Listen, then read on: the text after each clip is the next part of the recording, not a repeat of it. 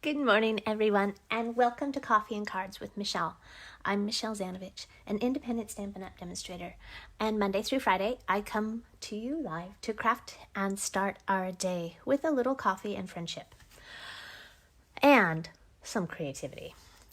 So today wraps up my week of saying goodbye to our 2018-2019 in colors. And I wanted to celebrate, and it's Easter week too, so I thought I would make a cute little box, little treat box, and this is perfect for like a little Ferrero Rocher, or some Hershey Kisses, or whatever the Easter Bunny happens to be bringing you. So this box is using the Breathtaking Bouquet Background stamp for the lid, and I made this cute little label using this tiny stamp found on the So Sentimental Cling stamp set. It's super quick, it's super simple, and I'm going to walk you through it. So I made one in Lovely Lipstick, so let's make one in Blueberry Bushel. The first thing you're going to need is a piece of Whisper White cardstock for the lid.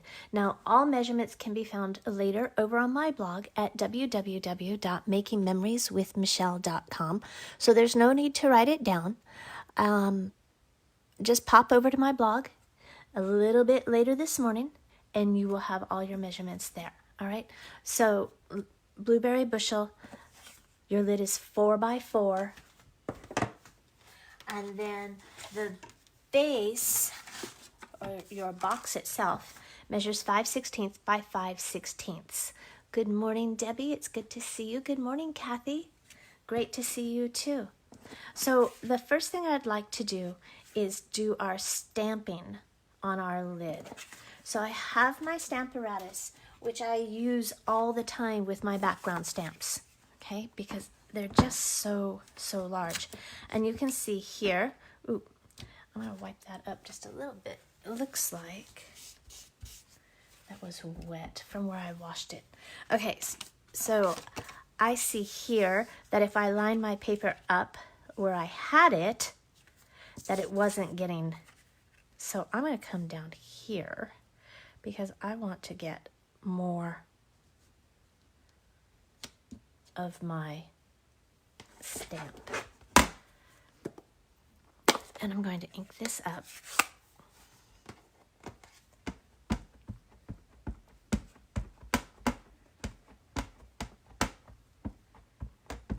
Get it really well, especially in the middle, because that seems to be where I'm going to concentrate.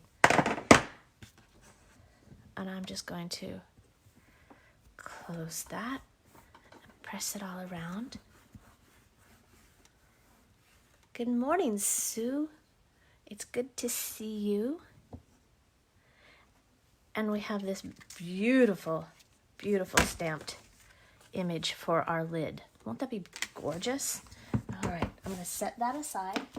Oh, I have one of those huge mosquito hawks in my room right now. That's good, because it'll eat all the bad bugs. Then I have my Simply Scored tool. It's never far from my side. And your lid is scored at 1 inch on all sides. Okay, so we're just going to score that at 1 inch all the way around. You can use your, Stampin' Trimmer if you like. Okay, I'm going to go back over that one because I jumped. That never happens. Then your piece of cardstock for your base measures at 2 inches all the way around. So your lid is 1 inch and your base is 2.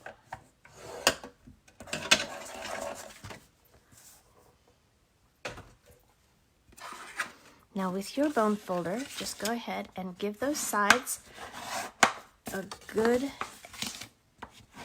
edge, okay? Do it nice and tight. You want nice crisp edges.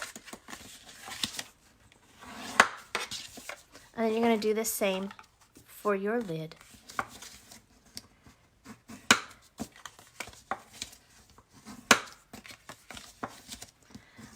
I love making boxes, and I haven't made one for a while.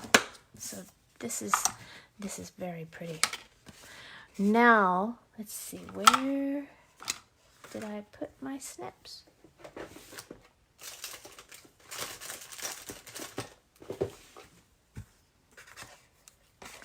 We're going to cut up, and you'll see that there's the line where you scored it. Can you please, if you're going to do this, cut carefully and cut on the inside of that score line. So if you can see, the score line stayed on this flap. Okay, so cut on the inside. You really want to cut that score line off. This is going to be the side panel, and so you want it to be a little bit thinner. Then on these, take about 1/3 off. It won't hurt it, and it'll make it easier. And then cut your notches, just slight notches. It just removes some of the bulk from this box, and that's kind of what we're after.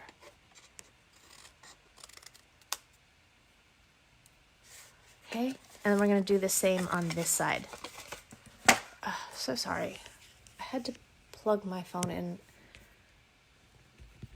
and it's being difficult.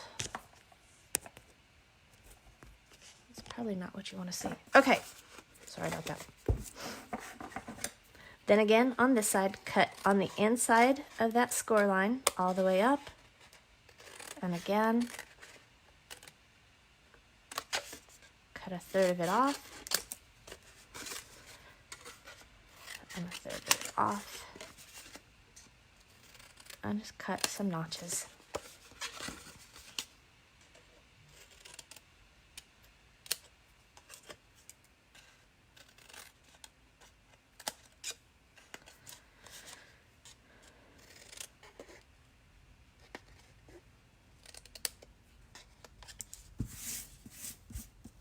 Okay, then I'm going to take my lid and I'm going to cut the same. Okay, only I'm not going to take any extra off of those side flaps. Can you hear the wind? Oh my goodness. It has been blowing. It feels like the wind has been blowing here for like 2 weeks straight, and it's just terrible. It's really terrible when you have allergies and it's pollen season.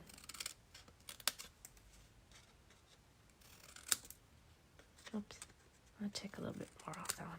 Okay.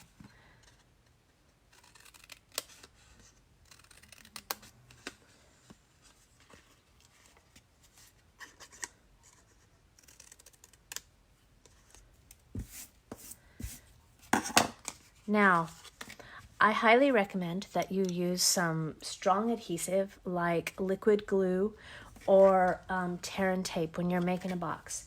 But for our sake, because we're live, I'm going to use snail.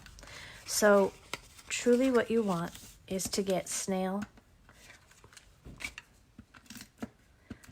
on the outer flaps. Okay? So you can push that in so you can see what you're doing. And it's a little difficult because it's white. And those are going to go around and give it a good press. Whoops. If you still have some fast fuse, you can use that. Okay? But if you're like me, your stash is running pretty low. And there's our lid. Now we're going to do the same thing on our box. I hope, because this morning I did it wrong and I glued the inside of my box.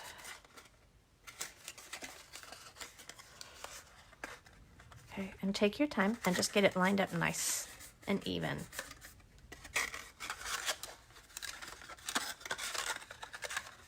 And just do one panel at a time.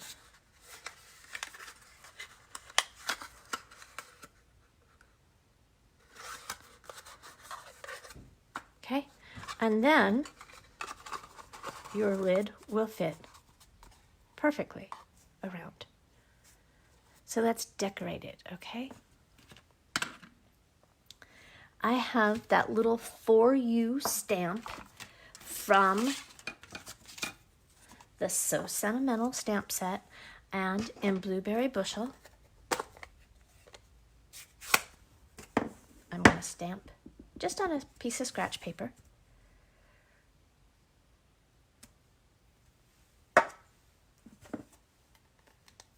I like it. It's sweet, it's simple. And then I have my classic label punch. And this fits just perfectly inside. And I want to get it over towards the edge on the right, leaving a lot of room there. And then I have an old handheld, and I think this is like the 1/8 inch, not even, maybe 15 or 1/16 inch. And I'm gonna punch a hole here. I'm trying to center it. Okay, now I have to put my glasses on for this, but you can do it. I have some of this Whisper White crinkled seam binding ribbon from the 2020 mini catalog. And I'm going to cut a very, very sharp, crisp angle. Are you ready? If you can thread a needle, you can do this, okay? So come up from the back side, thread it through, and grab it. And it threads perfectly, all right? But I didn't want to do that yet. Let's just take that off and try again. Ready? I was so excited about being able to thread that. Oh my goodness. Now you know that won't work again, right? So I'm just going to cut a length here.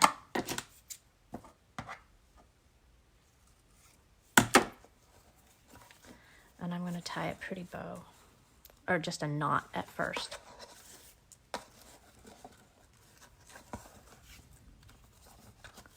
Double knot it. Now let's see how talented I really am. Let's see if we can do that again. All right, so I'm going to cut a really sharp angle.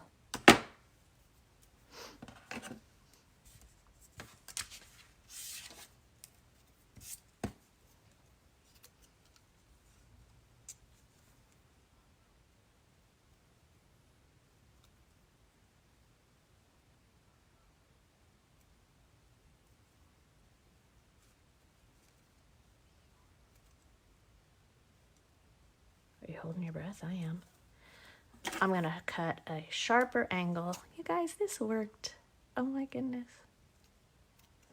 You know it did, right? You saw.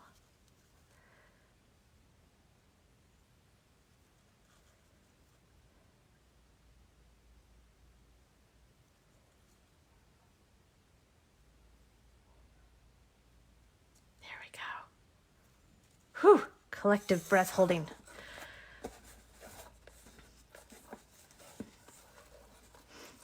Now I'm going to tie just a little knot around.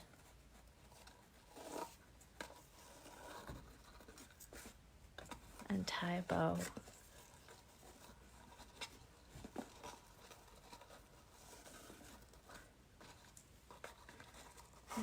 Pull your ends and make it pretty.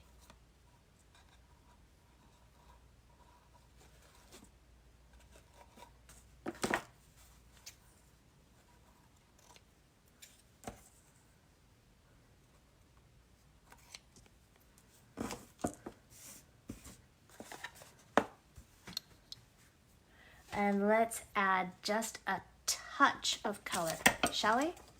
I have some of these. Are these the Happy Day enameled jewels? I'm going to just add just a touch, just a pop of color on there. And now you have two little Easter boxes or spring boxes. You could use them for whatever you like. I think a Ferrero Rocher would make somebody's day, but that's just me. Thanks for joining me. I hope you have a wonderful Easter. It's also Passover weekend, isn't it? So have a great holiday weekend. Be safe, be well, stay inside, stay crafty, and come join me tomorrow for Crafty Saturday right here on my Facebook page at 9 a.m. All directions, again, can be found over on my blog today at www.makingmemorieswithmichelle.com. Thanks so much. I'll see you in the morning. Bye-bye.